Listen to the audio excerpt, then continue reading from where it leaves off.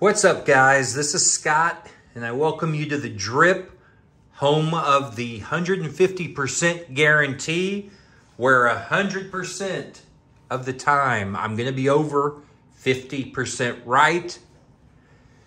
Every knife has a story. We do our best to try to get to the story, whether it's at the beginning, middle, end, all points.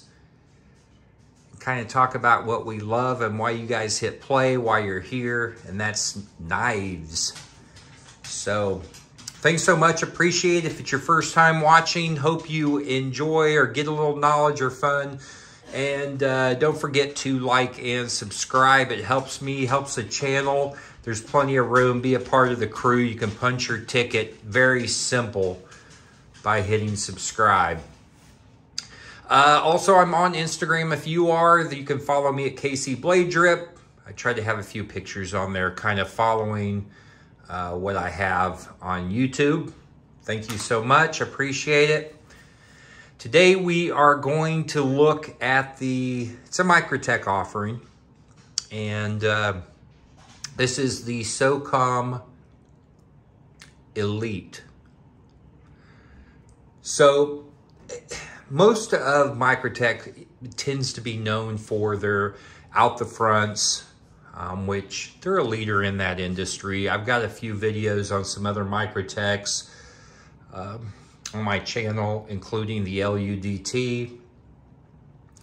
It's one of my favorite companies. When I first got into knives in general, several years ago, Microtech was one of those companies that I was fascinated, especially with just the construction. Now, this particular knife, the Socom Elite, I had one quite a few years ago, probably about 8, and used the hell out of it. Now, I don't know ultimately what happened to it. Both the knives we're going to look at today I've had for probably, well, I can look at the manufacturing date on them, and I got them right after they were made. Again, these are autos, so like any type of a knife, weapon, tool, make sure that your state or your place that you reside allows them and that they're legal, so that you don't have any issues with that. I do tend to like the manual as well, but for this particular video, I'm going to keep it with the automatic. Now, this is the first one we're going to look at. This is the one that I, for most of the time, do carry. As you can see, it's got some scratches and stuff on it just from basically a little bit of use. This is going to be the drop point version. I put a different edge on this particular blade. This one was manufactured right here, 12/21. I think I got this probably in January of 21. So at this time, since this video is July 14th, I think a year and a half or something, I've had this particular knife. But I've sharpened it had it sharpened several times, put quite a bit of use on it. This is one of my favorite knives. I don't as much carry this every day like I used to, just because I have so many different knives that I get. I want to carry everything, get familiar, use it a little. So I tend to have knives that I'm carrying day to day that I'm going to talk about later. So, but I still get this in my pocket. It's great. It's a great knife. I would say that it's probably geared more towards like a Leo, first responder, military. Although for me in my daily routine, it's light enough. It's got a nice blade on it to do anything I need to do. And I like carrying a little bit larger knife. Now, this particular blade, as I said, is a drop point. They've got several different configurations of these particular knives. I also wanted to bring out my tanto version, basically the same knife and auto. This one is March of 21. I had this one first, but I really haven't carried this one very much. I've had it in my collection, but like I said, this one hasn't had as much use on it. They have the serial number on the blade here. So they have a lot of different configurations. They have a half serration. They have I believe, yeah, I think they have a full serration. I don't own those or have them. They have different types of blades. Usually you can either find them in a 204, M390, or you can get them in L-Max. So this particular blade I have, as you can see down here, this is an L-Max. My drop point that I have here, this one is going to be M390. So both of these are wonderful steels, premium quality. And so they have satin finish. They have lots of different options on these. The handles themselves, all different colors. Depending on, they tend to do different runs. So these do go to dealers, and they're made in the United States. The blade itself, now you don't have anything other than the blade because there's no deployment option other than the automatic button here. As you can see, the top, we've got a little bit of jimping on the top of the blade. You have a little swedge here towards the middle, and then at the tip, it thickens out really wide and then gets a little bit thinner here. So as this profile is, this is going to give you so much strength towards the edge or the tip of this particular blade. And it really is meant for some heavy duty stuff. There's videos online with guys doing torture tests on these things, showing you, so if you're curious about how durable they are, definitely check out X-Ring. He works in their, I think it's their defense department, but he does the torture videos as well online. He's got an auto that I think is about 20 years old. It's from like year 2000. But it's great to watch some of those videos and what they're really capable of doing.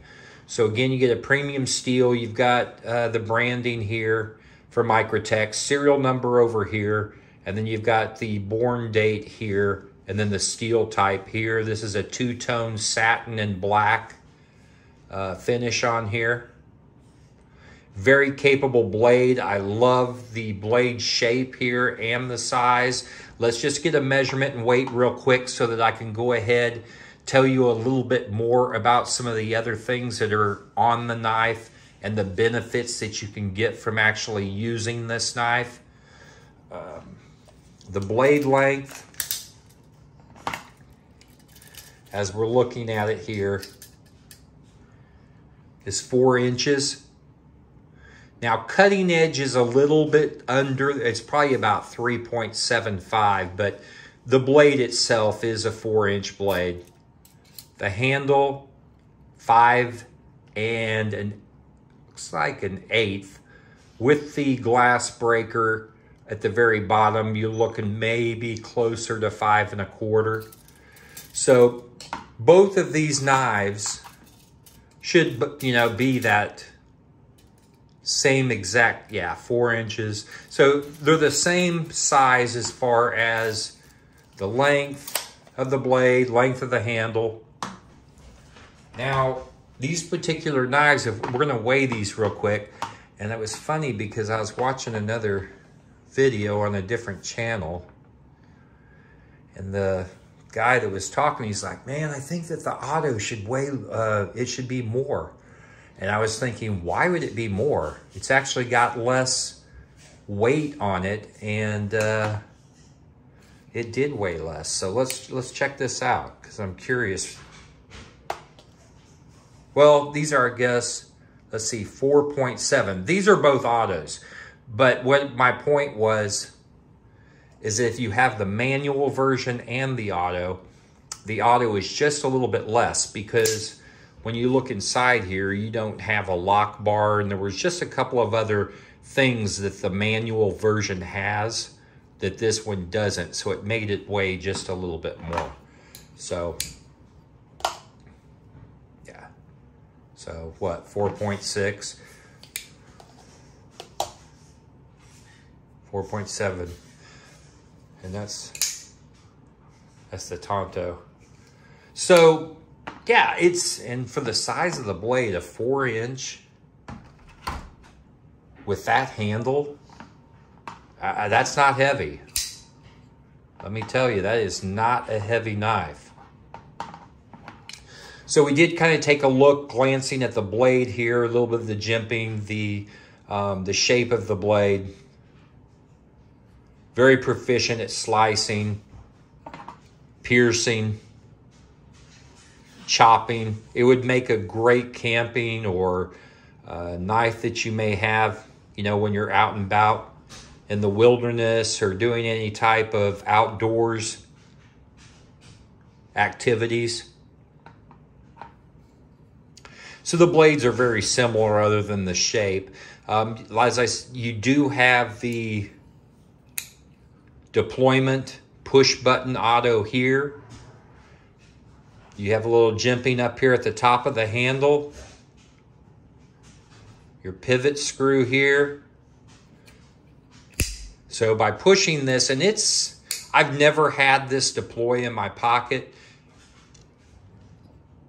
because when you push into this button, you have to depress, like I'm pushing it, but this lip that goes around the button, you have to go down past that lip. So if that's up against your pants or it's laying on a flat surface, unless you get a good hard push on this, it's not gonna fire. So, and you see how snappy that is?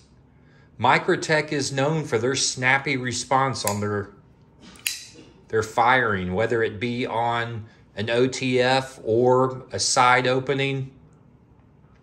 Usually they have very good action on that. So you can just hear and see it, kind of like the stitch. Very powerful. And then lock up, this is tight. This is not going anywhere. Very sturdy in the hand. No wobble at all. And then to close it, you push this in. You're going to have to use your other hand. I mean, I can kind of do it one-handed like that. But for most purposes, I think that you would go like that. Or I sometimes would use my leg. It just takes a little bit more caution if you're using one hand. So that's kind of the deployment there. When you have it open, your hands wrapped around this ledge right here at the top. Now this is aircraft grade aluminum on this handle, which is really that's what makes it so light. Is it this right here on the handles, this is all very, very light material. So you put your thumb here, that ramp feels perfect with your thumb up against here. You have a little sharpening choil down here at this area here. I've never really choked up on this blade. I've never had that feeling that I needed to. But you have that nice ramp. You have a nice area here that is kind of milled or cut out and shaped for your finger to wrap around as you grab it to give you more of a secure purchase on this. It's not sliding anywhere. And you have this grip tape. It's almost like a skater tape, skateboard, where you can feel it. It's a little bit rough, but yet it's kind of that squishy material. So if it gets wet or if you have a glove on, this is going to still give you really good. You have it on both sides on this particular, on the autos. So when you wrap around here, and you can see I wear a large glove. So when I put it in my hand and I wrap around here with my thumb here, you have plenty of real estate to have this in your hand. And it's, I mean, it's not going anywhere. You flip it, reverse grip. You have some jimping up here on the bottom of it towards the hilt or the bottom, I guess. And so you can put your thumb here. This will keep you from sliding.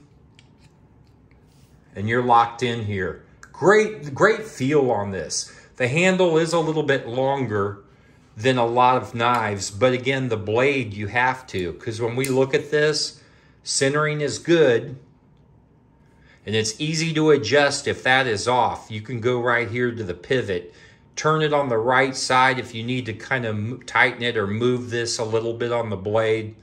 I've done that once before. The manuals, you do it on the left side. The autos, you do it on the right. Pivot, adjust.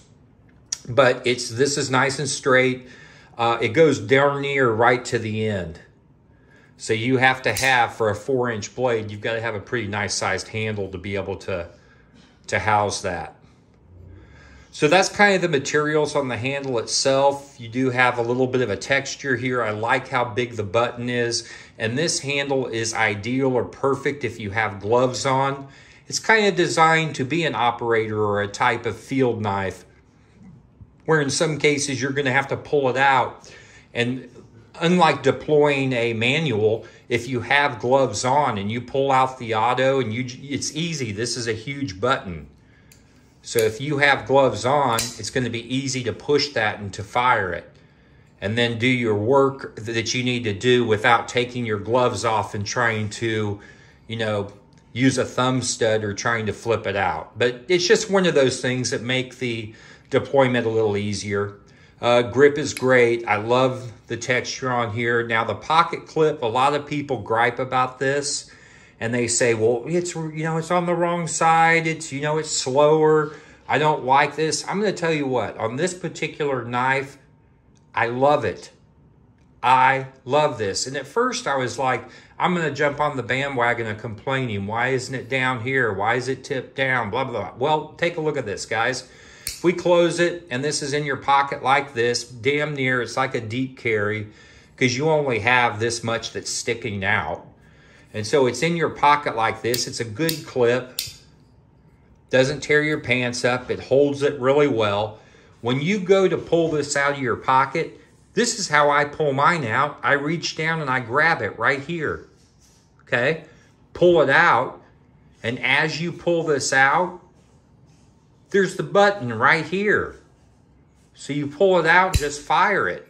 So actually, if you had the clip down here, when you pull it out, you have to scoot down and reposition your hand. So if you have a glove or something on and it's like this, and you just grab it at the top, as you grab it to pull it out of your pocket or whatever it's in, your finger is basically right touching this. So it's just as fast, and I don't mind this at all. So to me, that's perfectly fine. Other people will gripe about that and they don't like it. So the clip is fine. Yes, it moves over a little bit this way, but again, it's right in the middle of the knife. The inside, you don't have any type of milling or anything. It is just 2 solid pieces of aluminum. So it's not heavy. You have the construction, basically 2 pieces of aluminum that are put together. So these aren't going to be any type of a backspacer or a standoff. This is just part of the back of the knife. But you've got good texturing all around here. It's not too thin, not too thick. You've got a lanyard hole if you want to put a string through here for something that, if you needed to put a lanyard on here, you have that. You have a small glass breaker with a ball here on the end. That's fine. It's nothing that's going to be huge. Some people take those out. I don't mind it. It's fine having that. This is going to be, though, for only the way it is, tip up right-hand carry. There is no place that you can flip this over to left hand. The manual version of these I know that you can get from Microtech if you're in the service personnel program, and or you can search online and find a dealer that will have these. I'm not sure how easy they are to get right now, but they're usually pretty accessible to be able to get them. So if you have questions, definitely leave them for me. I'm very happy with this knife. I would recommend this to anybody who either likes Microtech, likes folding knives that are basically geared towards some type of an outdoor. I don't use for this particular knife. It could be used in a tactical situation, but I don't classify something as being tactical because that's just open to so much interpretation. So again, just to give you a quick look at the Tanto version, it's essentially the same. Mine is the exact same knife, both of them automatics. In this case, it's just the tip and the blade that's a little bit different. The tip is overbuilt here, so you have some strength if you needed to try to pry with it in a situation that you really had to. It should be fine to do so. So I hope you enjoyed my video and it was a little educational, or if nothing else, you got to see the Microtech.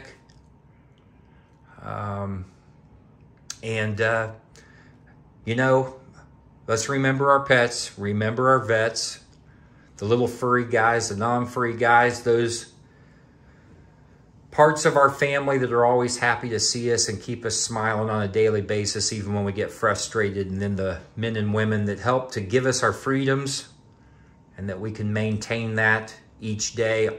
Give a hand to all of yourselves. All of my subscribers, people that keep coming back for more, I appreciate your time. The one thing that if we give it away, we can never get it back, the most valuable thing that we have. This was the Socom Elite in the drop point and the Tanto versions from Microtech. And with that, stay sharp, my friends. And until we meet again, I'm out.